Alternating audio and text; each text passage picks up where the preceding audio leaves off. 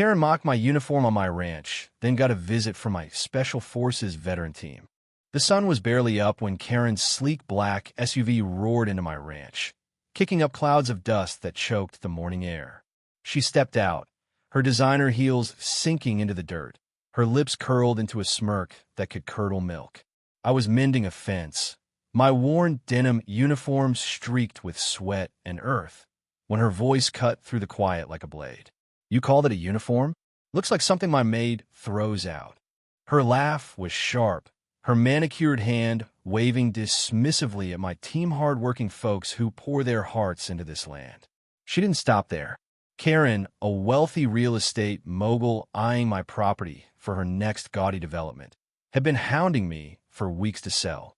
Now, she was here to humiliate us, to make us feel small, as if our lives and labor were beneath her glittering world. Her words stung, but what she did next set my blood boiling. She strutted to the barn, pulled a can of spray paint from her purse, and scrawled "Trash Ranch" in garish red letters across the weathered wood. My crew gasped, their faces tight with shock and fury. I clenched my fists, trying to keep calm, but Karen's mocking laughter as she filmed the vandalism for her social media followers pushed me to the edge. She wanted to break us, to prove her power.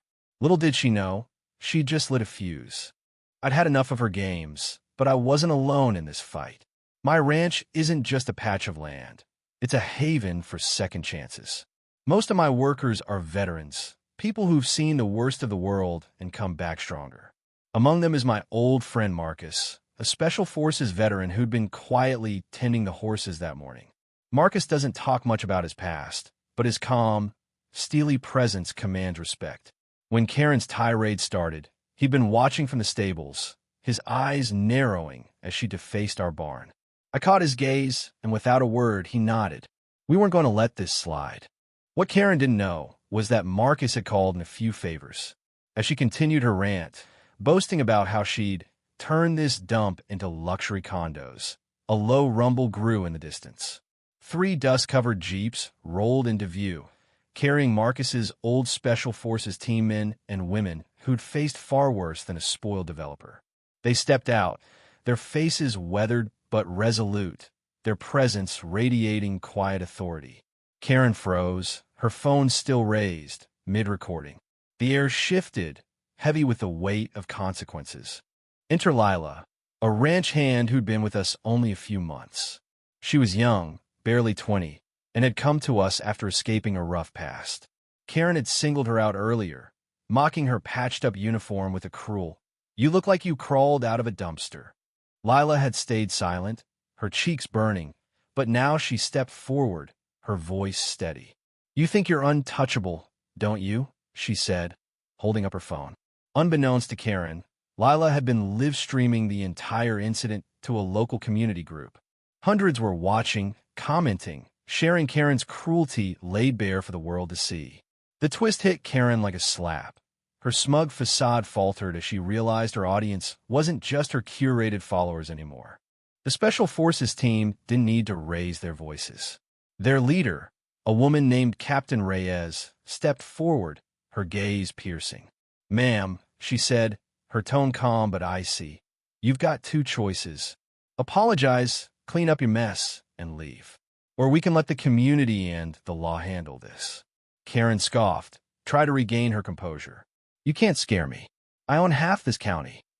But her voice trembled, and her eyes darted to the growing crowd of workers and neighbors who'd arrived, drawn by Lila's live stream.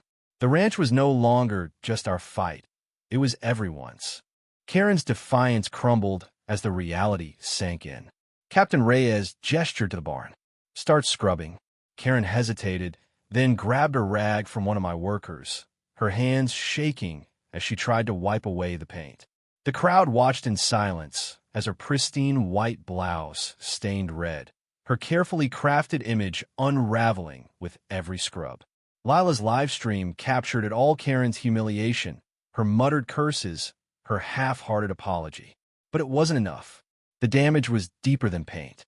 She'd insulted our home, our pride, our way of life. Then came the final blow. One of the veterans, a quiet man named Tom, stepped forward with a folder. "You might want to see this," he said, handing it to Karen. Inside were documents proving her company had been cutting corners on environmental regulations, endangering the very land she wanted to buy. Tom, it turned out, had been working with a local activist group, digging into Karen's shady deals. The evidence was airtight, and the crowd erupted in murmurs as Karen's face drained of color. Her empire, built on greed and intimidation, was teetering. Karen dropped the rag, her shoulders slumping. "This isn't over," she spat, but her voice lacked conviction. She stumbled back to her SUV, the Jeeps blocking her path until she muttered a final, barely audible apology.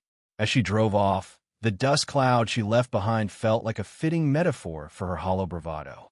The barn still bore faint traces of her graffiti, but we'd repaint it together, as a team, as a family.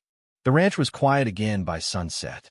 My workers gathered around a bonfire, sharing stories of resilience, Marcus of missions that tested his soul, Lila of the courage it took to rebuild her life, and others of battles won and lost. We weren't just a ranch. We were a community that stood tall against those who'd tear us down. Karen's mockery had backfired, uniting us stronger than ever. Her downfall wasn't just her humiliation. It was the exposure of her true self, a lesson in what happens when arrogance meets accountability. As the fire crackled, I looked at my team, their faces glowing with quiet pride. We'd turned Karen's attack into a victory, not with fists, but with truth and unity. Her name would fade, but our ranch would endure, a testament to hard work and heart. I hope this story sparks something in you, maybe a reflection on justice, or a reminder to stand up for what's right. Share your thoughts. What would you have done in our shoes? Where do you draw the line between right and wrong?